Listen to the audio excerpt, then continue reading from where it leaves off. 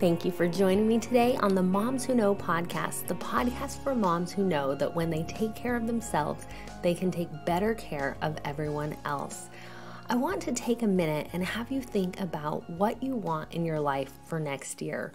We're approaching the end of a year, and as we come into the new year, we think a lot of times about our dreams and our hopes and what we hope the next year looks like.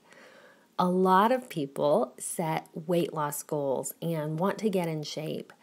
I want to challenge you to think about that a little bit differently this year and to think about how you can make permanent changes both in your body, if that's something that you're working towards, but also in the way that you think about yourself. I want a better goal for you for next year. Now, I hope that that would be with me in the Mind Body Transformation Live program. In this program, I will help you make changes that will change your physical appearance, but even more importantly, change the way you think about health, the way you think about your body, and really give you the tools to stay healthy and fit for life. It's not a short-term fix that's going to have you lose weight only to gain it back.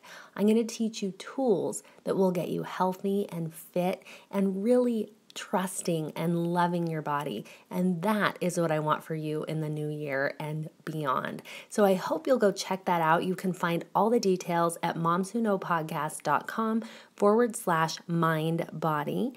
And the program starts January 1st. It's a 3-month program so that I really have the time to work with you, give you all the tools, and give you step-by-step instructions and support all along the way. So check that out. Today's show is about how to help your kids be healthy. It's a good one. I hope you love it. Let's get to the show. Hello and welcome to the Moms Who Know podcast. I'm your host, Chanel Nielsen. My guest today is Carelyn Torres. Carelyn, thanks for being with us. Thank you for having me. I'm very excited. Yeah, I am too. So let me introduce you to my audience. Carelyn is a mom of 2 boys under the age of 4. She is a certified health coach for moms who are totally over stressing about food and body image, which I hope is most of my listeners. I hope you guys are over it because I know I am over it. And I am excited to talk to you today, Carelyn, and get a little more in depth about all things food and body image and kids. And it's going to be a great conversation. So to start off with, tell us a little bit more about you and why you got into health coaching and why your interest led that way. One of the things that got me into being a health coach for moms and the body image is I remember that during the summer between, I think it was 6th and 7th grade, my body shape changed thanks to puberty. And I'm Hispanic, so I'm small and curvy. And during the first day of school, that 7th grade, I remember noticing my friends kind of being on the petite side. And my best friend, she has lost some of the, she was overweight and she lost a lot of the weight. So she was on the thinner side. So that first day of school, after it ended, I went home and I looked myself in the mirror and kind of got me thinking as to what can I do to get a body like theirs. And that's the first time I kind of thought about being on a diet like Jenny Craig and Slim Fast, which is what my mom used to do to lose the weight. And after that, I had ups and downs with my body confidence and my weight. And I hit rock bottom when I became a mom. I had some of my friends lost the weight like very quick, and that was not my case. And I had a time when my husband asked me for a date, and I have a closet full of clothing, but I didn't have anything at that time to wear that would fit comfortably or I would feel nice and cute on it to be on a date. So that's the part when I said to myself that something had to change. And that's how I got enrolled in IIN and went through my own journey of healing and food. And it's been great since. And then that's how I got inspired to be a health coach for moms. Okay. Well, there are so many similarities between your story and my story. It started really young for me also. I went through puberty and looked around and had that same comparison, and all the other girls were thinner than me. And I was really, what's going on? And started dieting at a young age, just like you did. Even what you were saying about having clothes that don't fit and about, that struggle of looking in your closet and just, I'd rather stay home. It's not worth it to get dressed and try to get dressed and go outside where people can see me. So that all is similar to my story. And I bet it is familiar to a lot of our listeners also who have struggled with body image and things like that. So it can be definitely hard when you have a baby trying to lose that baby weight after you have a baby and try to readjust to life as a mom and to get your figure back and to feel good in your own skin again. So what were some things that you learned through your coaching that really helped you on your journey? Well, one of the things was eating better and my mindset. I'm naturally a picky eater myself. So I had to go into my own journey of discovery of how can I make myself eat better that would nourish my body and make me feel good about myself and how I'm carrying myself in terms of my energy and the stress levels and everything like that. And then my mindset, working on my mindset also, it's key. I think when we are in a positive mindset and are able to maybe journal our sentiments, because I think when we are a moms, it kind of gets lonely at times. And we don't necessarily have anybody to talk to. So notebooks, journals sometimes are our best friends to kind of for us to keep sane and express ourselves and how are we feeling and stuff. I think that work really helped out to get back in a healthy position and to be happy for myself and my kids. Yeah. Okay. That's powerful. And I'm so glad you brought out the mindset piece because really you can focus on what you eat and how much you exercise and doing those things. But if you don't change your mindset, if you don't get a new perspective about all of it, you're never going to feel good about your body. So that part is crucial. Now, you said that you were a picky eater. I would love to talk a little bit about picky eaters because as moms, a lot of us have them, and it can be so hard to try to feed your kids well when you have picky eaters. So do you have any tips for us on how to do that? I do. So I have several ones, but one of the things I really want to emphasize is patience is key. I think there's a lot of overwhelm and frustration when it comes to picky eaters because I know my mom, I know how I made her feel and she probably like cringe every time I would pick on my plate and then just put it aside and not eat it completely and stuff. But I think patience is key. Another important factor is not to put pressure. If we want to keep kids by nature have that innate feeling of knowing what they need and how much they need. And I think us as parents, because I'm guilty about it as well, we try for them to eat and then we pressure them. Either we bribe them or punish them or do stuff that it's not necessarily going to create a healthy relationship for them with food. So it's very important that we don't create that pressure and we don't punish them or we don't bribe them with food. They know how much they need to eat. It's our job to just provide the healthy nutrients or the healthy food. And it's their job to decide how much they want to eat and what they'll eat. I think that's very key. And then for tips in general, I think a good tip and the basis of everything is to identify why is your kid a picky eater. So in my own journey, trying to identify what I liked and what I didn't like, it came out to be there's different properties in the food. It's, it's the texture, like the smell, the flavor, and all that. So it's a matter of finding out what you like and what you don't. So texture, it's a biggie. If you don't like the texture of the food, you can kind of like gag, or you don't want to put it in your mouth or any of that stuff. So there's different ways that you can do it. If you like crunchy, for example, you can just serve the vegetables that are raw. If you like a vegetable that in a softer side, you can probably just roast it or steam it. If you like a little bit more crisper and not as soft, you can probably saute it. So it's a matter of finding, just kind of experimenting and trial and error and finding what's that texture that they would like. The same with the flavor. They could probably like, for example, Parmesan cheese or garlic or sweet things like maybe honey and stuff.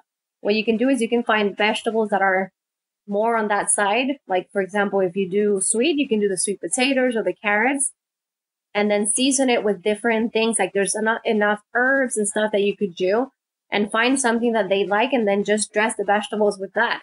That would probably help you out and it will intrigue them more into eating them. And then appearance is key. I think sometimes kids are just like, they like colors or different shapes and whatnot.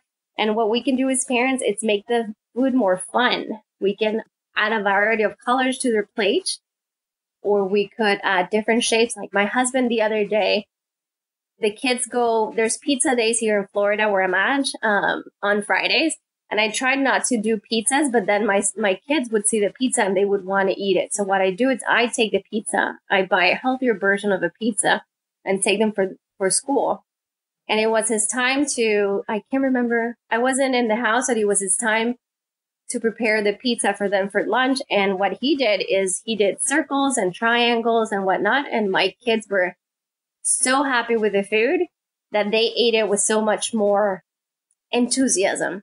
So it's just finding those kind of different things to try to make the food more appealing for the kids. So it takes, again, that's why I say patience. It takes trial and error. But once you find out, it's going to be much more peace of mind for you because you're going to be able to feed them with no problem. Yeah, those are such great suggestions. I feel like I love looking at it through that lens of, okay, why are they a picky eater? What can I change? Can I change the texture or the flavor? There are different things to change. I think that's a good reminder for me. And to try to make it fun. Kids like things that are fun. And that sounds so much more fun to cut it in a different shape or something like that than to say, you have to eat this, and of course they don't like that if you put the pressure on. Yeah, no, absolutely. And I told my husband, it's like, I don't have time to do like in the mornings, like the shapes or whatnot. But I mean, from time to time when you do that stuff, it's fun for them. Now, as you were talking earlier, I was thinking about, you mentioned something about how kids know what they need innately. And I was remembering a study that was done. It was a long time ago, 1940s or 50s, I think. And this, you'll probably know about this study, but it was a woman had these babies and she set out in front of them all kinds of things like cod liver oil and sardines and different foods with different nutrients. And the babies were all not in very good health. And they had different vitamin deficiencies. And they all knew what to choose. So the baby that was, short of vitamin E chose a food naturally that helped get his vitamin E up. A baby that didn't have enough omega-3s went for the fish, just things like that. They knew intuitively as babies what they needed. And that was going through my mind as you shared that kids know what they need. And the other thing I was thinking of is, my kids, I have a 2-year-old, but then my other kids, they're older now. And sometimes I wonder if that innate sense, I don't want to say has started to turn off, but is being overruled by other things, such as, flavor or excitement, or they like this, they definitely like their sugar. I mean, do kids grow out of that when we're adults? Do we still have that innate sense, or is that something we grow out of? So I think the way our culture is and society and how we're taught to eat and stuff, for example, in schools, like you only have 20 minutes to eat and then and you're done for lunchtime, for example. I think all of those behaviors do kind of turn off that innate sense that we have, but that doesn't mean that we cannot get it back. It's a matter of us trying to tune in within our bodies and understanding and like, what do we need? And when we eat foods that nourish our body, so I'm more of a whole foods eater and I like fresh ingredients. When you eat what you need, like your cravings for sugar go down or decrease, and you are more in tune with your body and understand what makes it feel good and what doesn't. So then that kind of goes with your innate sense. So you will be more up to, yes, I need maybe a vegetable, or I need some omega-3 or more fatty foods, or more like warm feeling or hearty foods or something. The same thing goes with the seasons, for example. Our bodies are designed, although here in Florida, we don't have much seasons, but our bodies are designed to crave the seasonal produce. So when you're in the warmer weather or during the summer months, your body tends to crave more like watermelon or fruits that are more fresh or have more content in water, because we tend to be more dehydrated during those time of the year, versus if you go into the winter time, for example, you will be more for something that it's going to be more warming and it's going to kind of bring some warmth to your body. So we're designed to have that innate feeling. It's a matter of getting back in tune within our bodies in order to get it back. So to answer kind of your question, it kind of does turn off as we grow and we learn kind of some of those bad behaviors, again, of eating quickly and just eating whatever is in front of us and just eating within a time set instead of eating when we need to and when we're hungry. As well, eating with distractions. Like a lot of people just eat in front of the TV instead of sitting in the table as a family.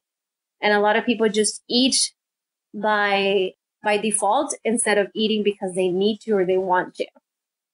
So it's just getting back in tune within your body. Yeah, I can definitely see that for myself as I have grown up and started eating, more real food and healthier. I'm definitely more in tune with what my body needs.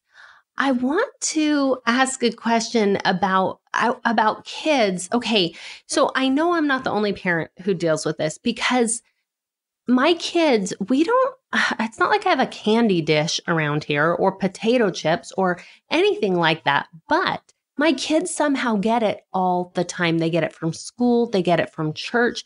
And so these things that you're talking about, like I want them to have that innate knowing of what they need, but I feel like they have all this input from, Doritos and candy, and then they're always looking for that. And when I serve vegetables at dinner, it just can't compete, So they look at the vegetables and they aren't interested in those. So I know one of the things that you talk about is kind of getting your healthy foods to your kids in a sneaky way. And I think that might be my next step, because the straightforward approach is not working too well over here. So any thoughts on how to sneak those foods in?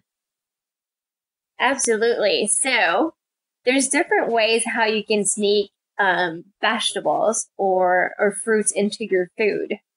One of the things I like, for example, it's in sauces. So you can have, the other day I was having like, a beet marinara sauce. So you make a marinara sauce and you add some beet in there and carrots and stuff, and then you puree them.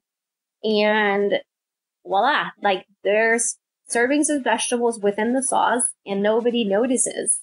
Another thing I like to do is within the smoothies. I do fruit smoothies in the mornings, and the other day I had kale that I did for a dish, and there's the remainder kale, and I used it in the smoothie. It turned out green, but I made a story that was so now we're in the season of the Grinch and the holidays and whatnot, and my kids are seeing it in the TV. So the thing is that I said, okay, we have a green smoothie instead, like for the Grinch, and they loved it. They drank it with no problems. I added a cup or something of kale. Next time I'll try more, but little by little, and then you'll know. So the kale was a mild flavor. It didn't taste like kale, but it was there. The same thing, like I add chia seeds and flax seeds. So those omega-3s, I put it in the smoothie, and they don't change the flavor of the fruits. Another thing I like to do is bake goods. So for example, instead of using sugar, I use dates or fruits like bananas and apples and stuff to sweeten the baked goods. I don't have sugar here in the house. I don't use it. If I were to use something, I normally do honey or maple syrup, or again, whole fruits. So I would use things that add some nutrients to the food. And then that way, even though it might not be like a pure vegetable, you can have like a carrot muffin or zucchini carrot muffin, and they will have some servings of vegetables as fruit within the muffin itself. So it's not presented as it's natural, but still it's in there. And they will have the servings. And then in my case, for example, that zucchini carrot muffins, my kids love it, and they always ask for seconds. So those are different ways that you could kind of sneak in some whole foods within your regular foods that are not as apparent when it comes to, oh, here's a pure vegetable versus here's a smoothie that might be green because of whatever story you want to tell your kids. It's good for me to hear because we do a lot of that, but I sort of write it off like, oh, well, that's only a little, or, they need more, because I am a huge vegetable eater. I eat a lot of vegetables, and my kids are not there yet, but that's okay. They don't have to be. And so as long as we're getting in, fruit. Actually, I have to share a quick win that I had. My son, I needed to go to the grocery store, and I always ask, what are we out of, you guys? What do I need to get so that they can help me remember anything that I need to pick up? And my son said, Mom, we don't have any fruit. Please get more fruit for snacks. And I wrote down fruit on my list. And then I was thinking, that's so awesome, because when I was a kid, that wasn't what we snacked on. We snacked on pretzels and, chips and graham crackers and things like that. And here my son is asking for fruit. So if any of the moms are in that same position like I am, give yourself a little credit. Like, it's okay. It doesn't have to be 10 servings of vegetables a day, which is what I promote for me, but it doesn't have to be that for our kids. Getting in some fruits and some vegetables is a step in the right direction. So that's awesome. So I would love to learn from you about how we can do all these things that we've talked about and really help our kids to eat healthy and to get these nutrients without kind of creating some of these problems like you and I had talked about earlier that we both had, and really, feeding into those body image issues. So I think, again, what I mentioned in the beginning, the pressure, I think we as parents, we want to make sure that they eat, and we tend to put a lot of pressure on them. We used to do that, and we noticed that it wasn't creating a good ambient environment for our son. So we stopped, and I have my husband's reminder is like, he will eat whatever he wants to eat. I just make sure that I put good food in front of him, and then he'll eat what he needs. One thing to remember, kids have smaller servings, so we cannot compare what we eat with what they eat. So sometimes they'll eat like a bird. Other times they eat, in my kids, they eat sometimes 2 plates of the food. So whenever they want to, they'll eat. And then one of the things that normally the kids do as well is they snack because they have the meals. So it's making sure then that those snacks also provide the nutrients and the food, and they're good food for them to nourish their bodies. One thing as well is how we express ourselves with the food. Like I remember, and I still hear it from my grandmother, oh, don't eat that because that's going to make you fat, or that's not good for you. And we tend to do that a lot with the candies and stuff. So we need to refrain ourselves on labeling the food as good or bad. What I like to tell my clients or the other moms is what nourishes you versus what doesn't nourish you as much, maybe that way. It's more of a what really it's going to make your body thrive versus what doesn't. And sometimes I like to practice you can say it balance or some sort of moderation. So we eat a lot of whole foods, but on occasion we do have ice cream or have some of different stuff that I wouldn't normally have. And I want to teach my children again that food exists, because when we prohibit them to do it or to eat it, that's also going to create a negative environment for them. For example, I used to prohibit my son to eat sugar. We didn't have sugar in the house, and whenever he came from school with candies or whatnot because of birthdays or Halloween, or I would hide it, I would throw it away. And what happened? I saw him once hiding from me, eating candy. And I felt bad because that's not what I want for him to do, to hide from me or to not be comfortable eating something that he wants because we prohibit that to him. I think that creates a bad relationship with him and food, and then with us as well. So one thing I do highly recommend is do not prohibit a certain food to them. Just tell them, maybe is like, this is this. This is how you taste or try it and whatnot. For example, I have given my kids cookies versus fruits, and most of the time they go for the fruit. They do go from time to time with the cookies. I mean, because they're kids and they like it, but it's a matter of providing them with the tools so they can make the decisions from themselves. Kids like autonomy, and they like to make decisions, and they like to be heard and stuff. And that's a good way to start teaching them to be independent and to make the decisions on his own. It's a matter of us parents to just give them what we can, or the best we can in terms of information and all. And then for them to do the decision based on what they need again and what they want. I love that approach. I just think that's so, realistic, and really letting your child's needs and really the relationship come before any of this food stuff. Because I see what happens is when you say, no, you can't have this, and this is bad, and all these things, it becomes a wedge between the parent and the child. And this food then becomes an issue for them, but also between you and them. So I love your approach. I think that's awesome. Where can people get more information from you? Well, I can be found in CarelynTorres.com. That's my website. And I do have freebies and then information from my community in Facebook and all the other social media. Awesome. Okay, we will link to that so you guys can get to that easily. Carelyn, any final thoughts for us about what we've talked about today? I think it's just to reiterate. One is you're doing great. Like moms, I know that we sometimes get frustrated and overwhelmed. I want you to know that you're doing great. So don't feel bad about your kid not eating or maybe eating the wrong things. It's a matter of you being patient for him or her to eat better. So it's a matter of us teaching them what we want them and exempling what we want them to do as well. So patience is key. And again, just reiterating, no pressure. I think that those two things are kind of the most important things. Okay, those are huge. Hard to do sometimes, and yet the more we practice, the better we're going to get at it. So thank you for being with us today. Thank you so much for having me again. I'm so grateful, and I hope that you guys like it, and you have any questions, I'm here to help. Awesome. Well, thank you for that. And thank you everyone for listening to Moms Who Know.